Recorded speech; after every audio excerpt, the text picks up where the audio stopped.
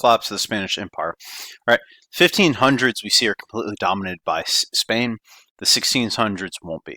Okay, Spain will still be an empire, but they will no longer be the dominant power. Okay, there's still going to be an empire up till 1800s with the invasion of Napoleon.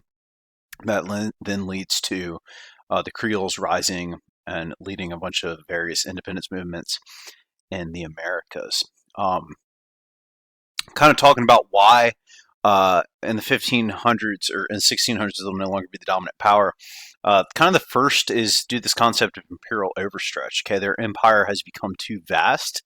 This is a theme we've seen pretty continuously with regards to the Spanish. We saw they had issues with conquistadors. Hernan Cortez, Francisco Pizarro took the initiative on their own to expand. Even before them, we saw issues with Christopher Columbus and him getting his charter revoked.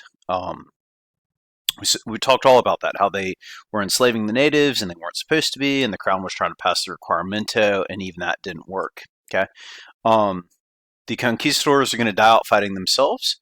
They'll be replaced by viceroys. These viceroys aren't even better. They're corrupt in many ways. And like I said earlier, the Creoles are going to feel marginalized in revolt in the 1800s. Okay. You also see the loss of naval supremacy in the Spanish Armada. Okay, they will no longer be the dominant naval power. Really kind of seeing how they just are no longer as powerful. In 1580, they will invade Portugal and take it back. Portugal will get its independence back in 1668. Okay, and then kind of the last factor here about imperial overstretch is they're financing wars against the Protestant Reformation, and that's going to put a drain on their resources. Okay, the most famous of these is the 30 Years' War in Germany, in which German Protestants and German Catholics are going to fight each other, and the Spanish are going to fund the Catholic side of that. That's something you're definitely going to talk about in AP European history a bunch. The other one is going to be the 80 Years Dutch Revolt, in which the Dutch are basically going to rise up and go against the Spanish Empire. Okay. Probably the biggest factor that's going to lead to their demise, though, is the price revolution in Europe. Okay. This happens all across Europe. Okay, this is not confined to Spain, but Spain is hit the hardest by this. The price revolution in Europe is we begin to see that Europe is struggling with issues of inflation. Their currency is losing value. This is everything to do with the fact that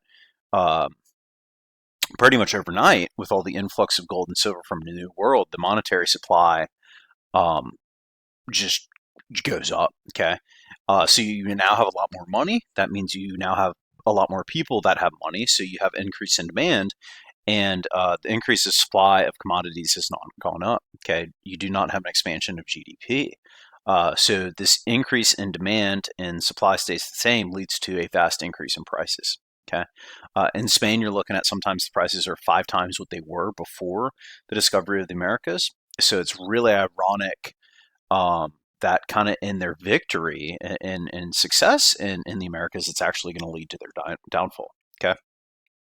This is going to lead to limited economic growth in Europe for the next 100 years. This is why you really don't see the Industrial Revolution until the 1700s.